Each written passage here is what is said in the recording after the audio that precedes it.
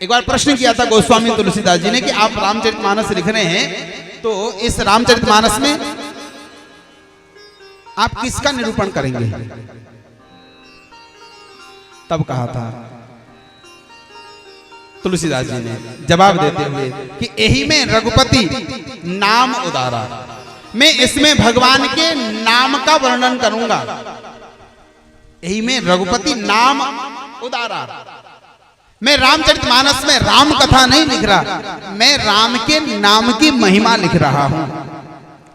और जरा रामचरितमानस पढ़ना, सबसे पहले नाम महिमा आई है।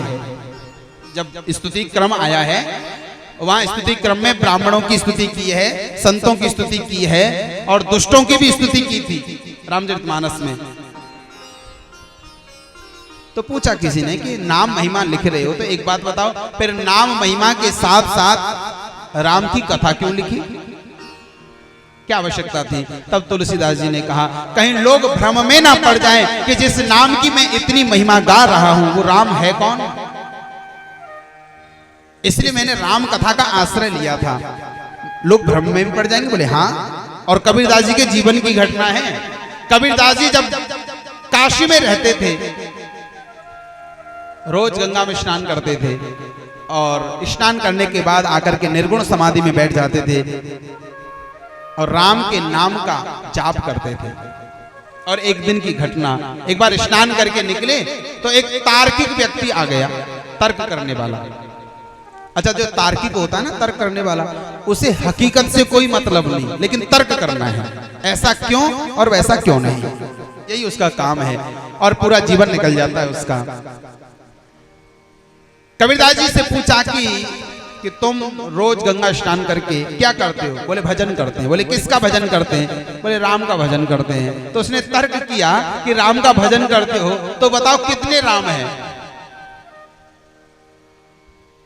कबीरदास जी ने कहा राम तो एक ही है। सबकर परम प्रकाशक जोई, राम अनादि अवध पति सोई। राम तो एक ही है।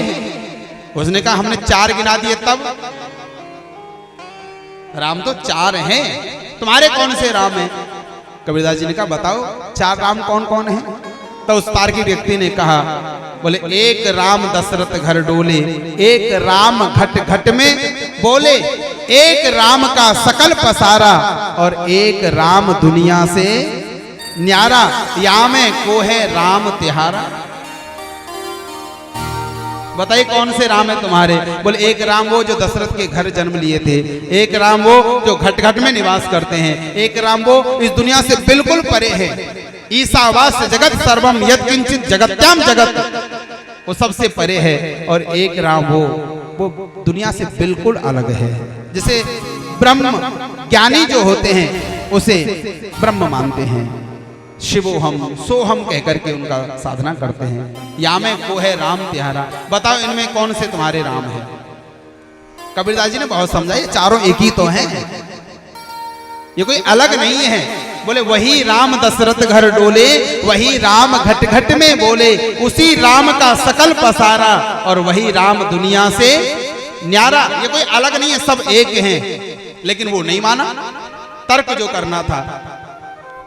लेकिन याद रखना, जो जिस भाषा को जानता हो ना उसी भाषा में समझाना चाहिए। उसकी समझ में नहीं आई बात।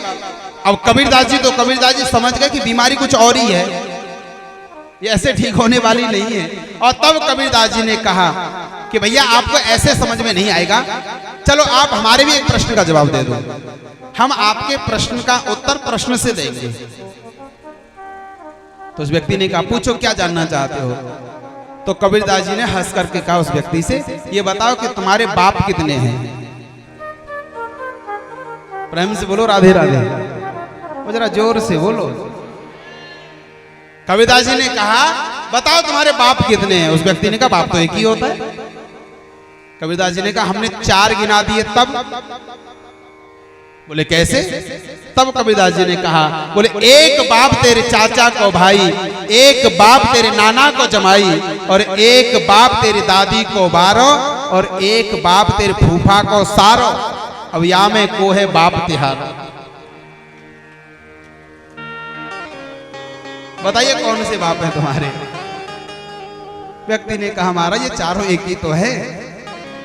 तब कबीरदास जी ने कहा जैसे ये तुम्हारे बाप चारों एक हैं वैसे हमारे राम भी एक हैं। अब कबीरदास जी से कौन जीत सका है? कबीर साहब की उल्टी बानी बरसे कम्बल भीगे पानी। अद्भुत महापुरुष रहे कबीरदास जी। तो इसलिए तुलसीदास जी ने भी कहा था कि कई लोग ऐसे भ्रम में ना पड़ जाए, इसलिए मैंने नाम महिमा के साथ साथ राम कथा लिखना शुरू किया है।